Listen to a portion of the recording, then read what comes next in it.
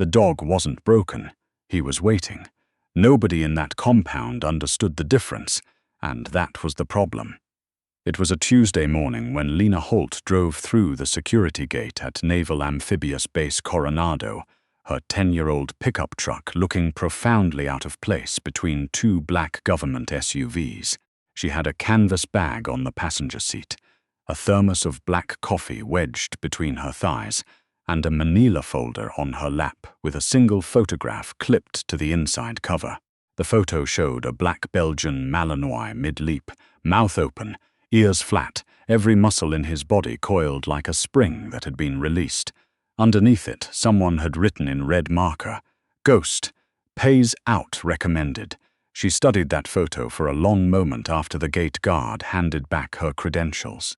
Then she tucked the folder under her arm, grabbed her coffee, and got out of the truck. The man waiting for her at the entrance to the K9 facility did not look happy to see her. Chief Petty Officer Vincent Mara was 6'3", built like a refrigerator, and had the kind of jaw that looked like it had been carved out of something harder than bone. He was standing with his arms crossed and his sunglasses on, even though the marine layer hadn't burned off yet, and the light was flat and grey. He looked at Lena the way you look at a parking ticket, like something had gone wrong in the universe and you personally were being made to pay for it. "Mrs. Holt," he said, not a greeting, a statement of unfortunate fact.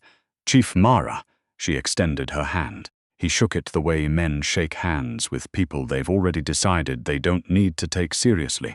Quick, loose, already pulling back. "Command told us you'd be coming," he said. "Didn't tell us much else." "That's usually how it works," Lena said. He started walking and she fell into step beside him, which seemed to annoy him further. The facility was larger than it looked from the outside, a series of long, low buildings connected by chain-link corridors, training yards extending behind them, with agility equipment, scent tracking lanes, and at the far end, a row of individual kennels. The sound hit her before the smell did. Not barking. Most military working dogs didn't bark much once they were through basic conditioning. What she heard was movement. Restless, relentless movement. Pacing.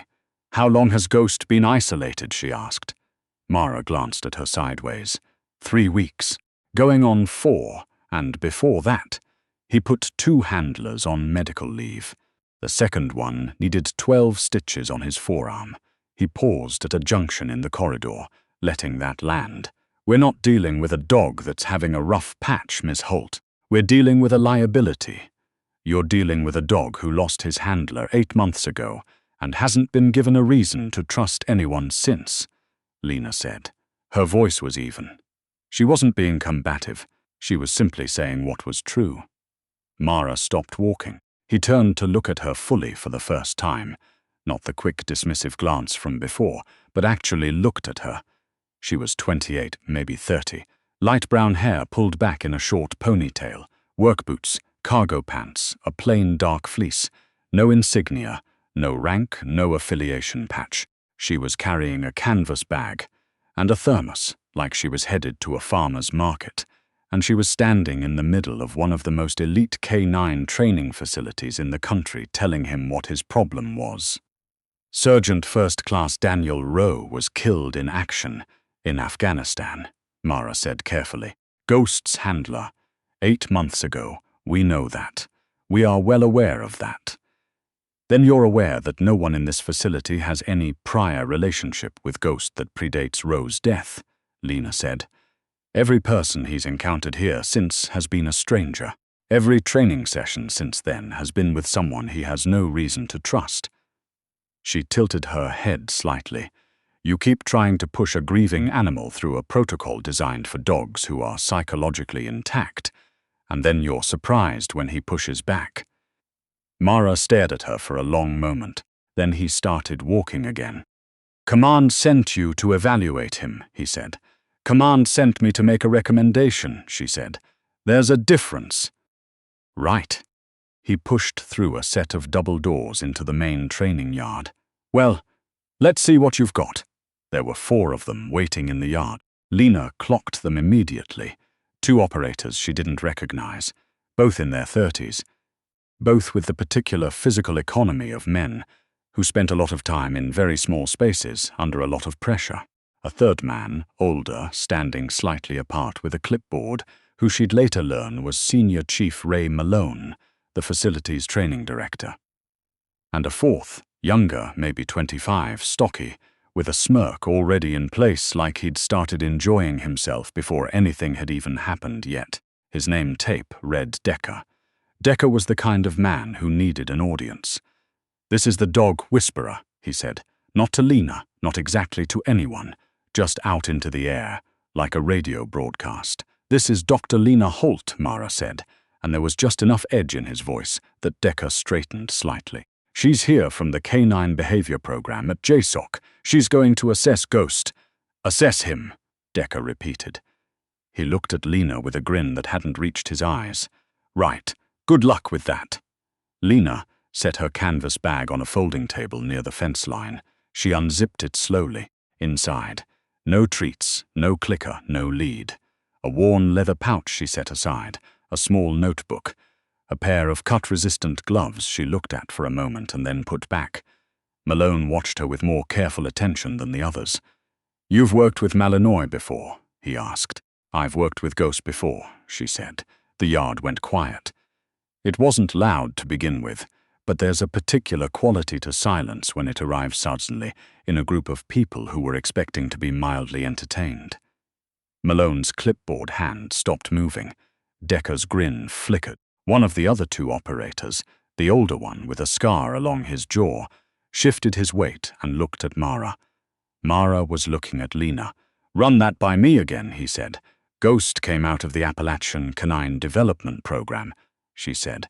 "Small outfit out of West Virginia, private contract, DORD-affiliated.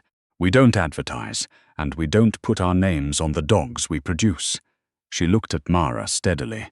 "I raised Ghost from 8 weeks. I did his foundation work, his drive development, his protection training, his scent imprinting. I certified him at 22 months. I handed him to Sergeant Rowe personally. Nobody said anything.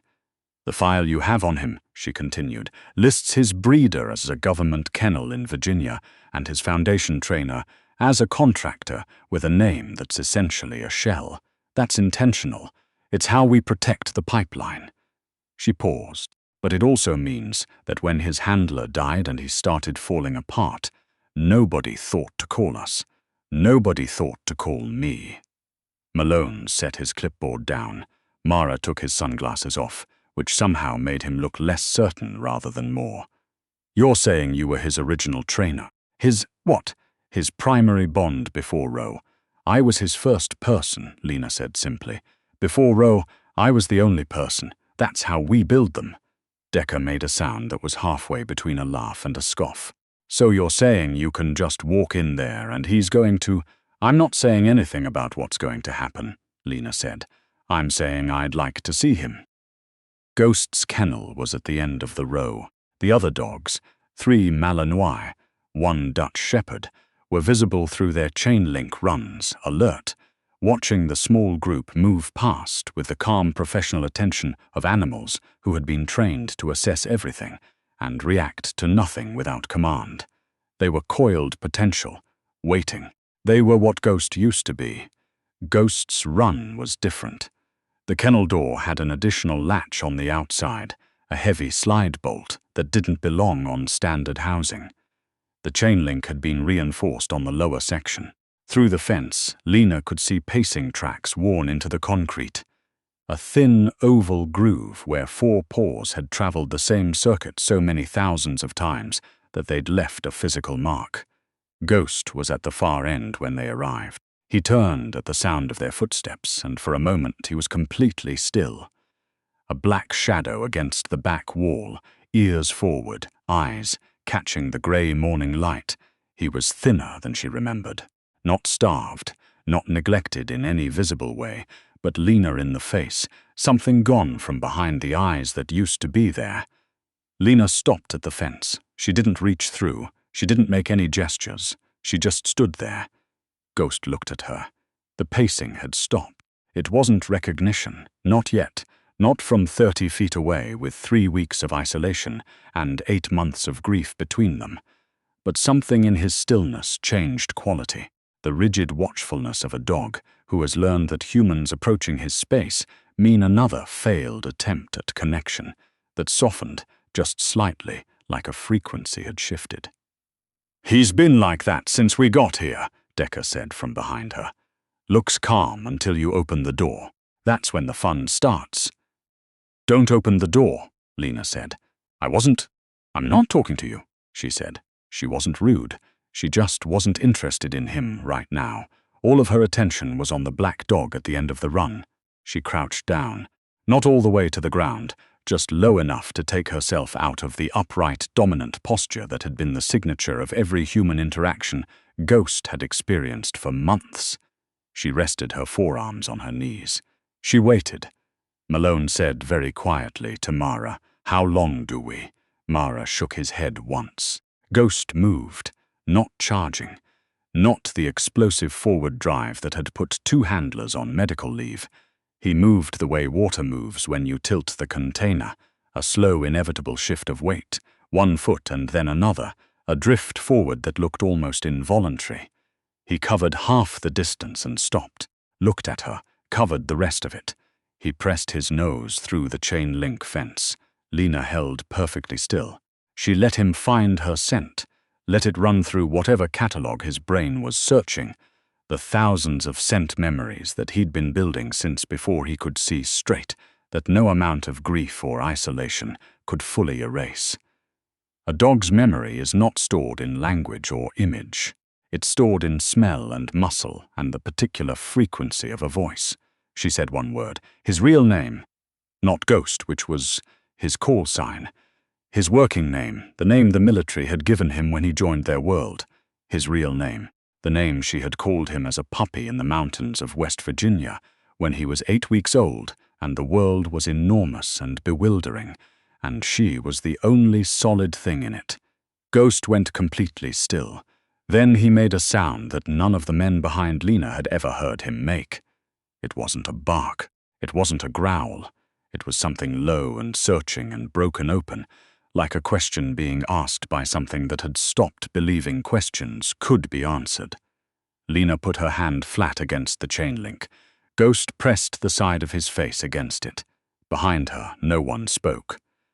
Decker had stopped smirking. Malone had picked up his clipboard again, and then put it back down. The operator with the scar along his jaw was looking somewhere that wasn't the kennel, the way people look away when something is happening that feels too private to watch. Mara stood with his arms at his sides. They opened the kennel door 20 minutes later. Lena's call. She asked for it. Malone looked at Mara. Mara nodded once. Decker started to say something about protective equipment, and Malone told him to be quiet, which Malone had clearly been wanting to do for a while. Lena didn't put the gloves on. She stepped into the run alone. Mara's jaw tightened, but he didn't stop her. He also didn't step back the way Decker did. He stayed at the fence, close, watching with the specific, focused attention of a man calculating exactly how fast he could intervene if he needed to. He didn't need to. Ghost came to her, not slowly this time. In that first second, after the door opened, there was a flash of the old explosive energy, the raw drive that had made him one of the highest-scoring Malinois in the program's history, and then it redirected. He hit her, not violently but fully, the way a dog hits someone they've been waiting for. Front paws on her chest, 70 pounds of muscle and sinew and muscle memory, knocking her back half a step. She braced. She didn't flinch. She put her hands on either side of his head. He was trembling, not from aggression, from something that looked a lot more like relief. She spoke to him in a low, steady murmur, the same cadence she'd used since he was a puppy. Not commands, not instructions, just the particular rhythm of her voice that his nervous system had been calibrated to since before it was fully formed. His breathing slowed, the trembling subsided. By the time she gave him the first command, a simple heel, nothing fancy, he moved into position at her left side like he'd never been away.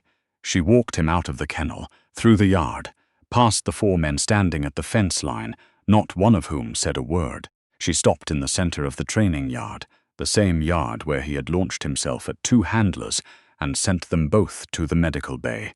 She ran him through a basic obedience sequence. Heel, sit down, recall, hold.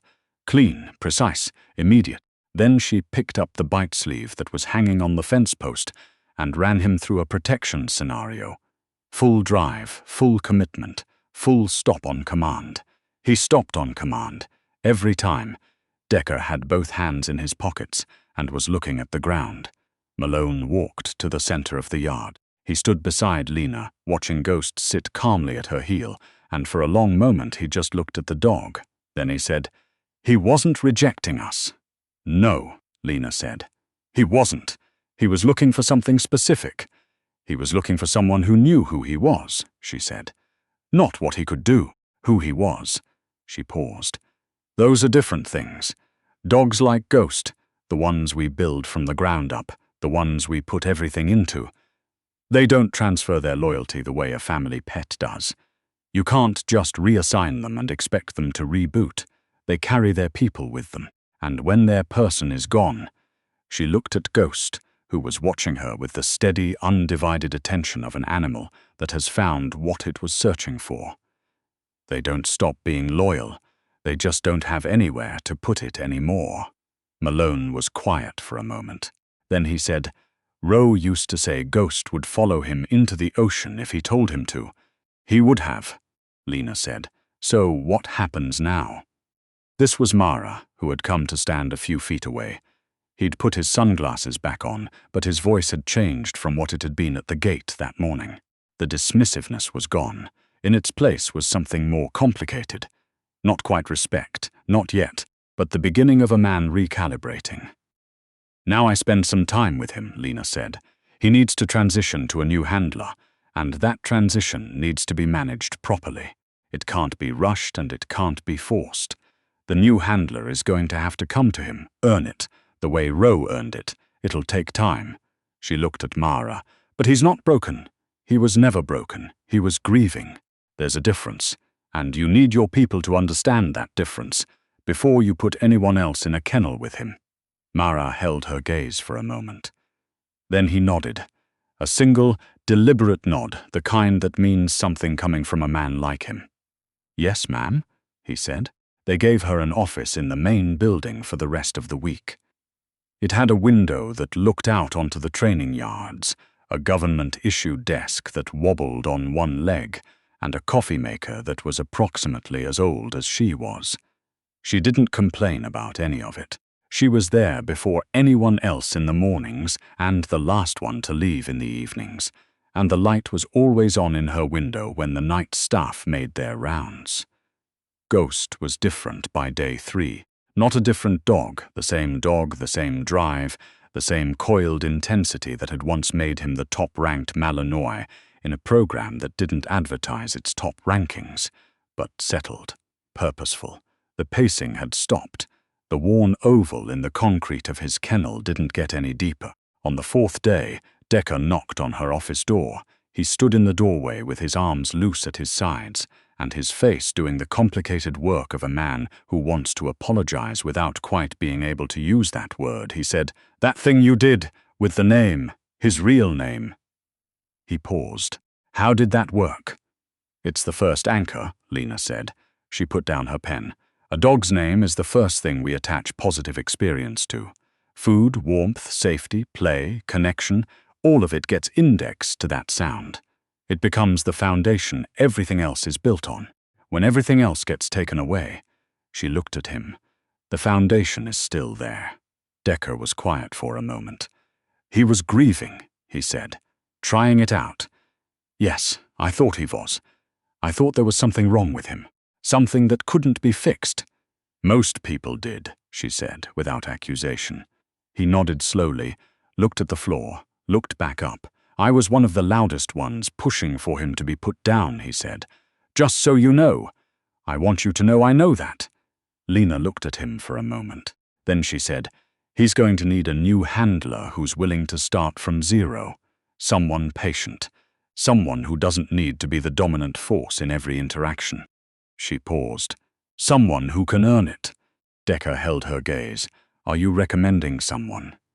I'm not recommending anyone, she said. I'm describing what it will take. He seemed to understand that something was being asked of him, not directly, not in a way that could be refused easily, but in the way that the hardest things are always asked. By just being said plainly, without pressure, in a quiet room, he said. I can do that. Then come to the yard at 6 tomorrow morning, she said. We'll start slow. On the 6th day, Senior Chief Malone called her into his office. He had the kind of office that accumulates rather than organizes, stacked files, framed unit citations, a coffee mug that said Navi on the side in letters so faded they were barely legible. He gestured for her to sit. She did. Command wants a formal recommendation, he said. Ghost is operationally viable, she said. Full capacity, with proper handler transition protocol. I'd estimate 8 to 12 weeks to build the kind of working bond that's going to hold under pressure. I'll write it up. Malone nodded. He looked at her across the desk with an expression that was trying to figure something out. I've been in this program for 19 years, he said. I've seen dogs go sideways after handler loss before. We've never had a recovery like this. You've never had someone with a prior bond come back, she said. Why didn't the program send someone sooner? It was a fair question. She'd been asked a version of it already by Mara, and she'd given a partial answer. Now she gave the full one. Because we don't officially exist, she said. The program I work for is not in any paperwork that circulates above a certain classification level. The people who knew to call us, Rose's direct command, they were killed with him. The personnel who inherited Ghost afterward had no idea there was a number to call. She paused. I found out he was here because I have a friend at the training directorate who mentioned casually that they had a Malinois they couldn't do anything with, and I looked at the description and I knew. Malone was quiet. That's the gap, she said. Not the training, not the dogs, not the handlers. The gap is in the handoff. When a handler dies, there's no protocol that says find the people who built this animal. There should be. He looked at her for a long moment. You want to put that in the formal recommendation? I want to put that in the formal recommendation, she said. He picked up his pen, clicked it twice. It's going to ruffle some feathers. Probably, she said. But right now there's a dog in your kennels who spent 4 months being labeled a liability because nobody knew who to call. If there's another one out there in the same situation, she stopped. Let the sentence finish itself. Malone clicked his pen again. Then he started writing. She left on a Friday. Ghost was in the yard with Decker when she went to say goodbye. She stood at the fence for a moment, watching. Decker was doing it right. Moving at Ghost's pace, not his own. Letting the dog set the terms of each interaction, building exactly the kind of slowly accumulated trust that couldn't be shortcut or performed. Ghost was watching him with the guarded, measuring attention of an animal deciding whether this was worth investing in. It wasn't a bond yet. It was the very beginning of one. That was enough. Lena whistled once, low, and Ghost's head swiveled toward her immediately. Ears up, eyes bright, every line of his body shifting in her direction. Decker looked over too, and there was something in his face that wasn't quite jealousy, and wasn't quite admiration, but was somewhere in the complicated middle ground between the two. She spoke to Ghost for a minute, just her voice through the fence, in the low, steady cadence he'd known all his life. She told him it was okay. She told him Decker was going to take care of him. She told him, and this is the part that Decker would never repeat to anyone, but would think about for years, that the people we lose don't disappear, that they stay in us somewhere, in the muscle and the bone and the particular way the world smells on a cold morning when everything is quiet and the work is waiting. She didn't know if Ghost understood the words. She knew he understood the tone. He pressed his nose to the fence one more time. She pressed her hand against it, felt the warmth through the chain link, held it there for a moment. Then she picked up her canvas bag, walked back to her 10-year-old pickup truck, and drove out through the security gate. In the yard behind her, Ghost turned back to Decker and sat down. Clean, precise, patient, waiting, ready.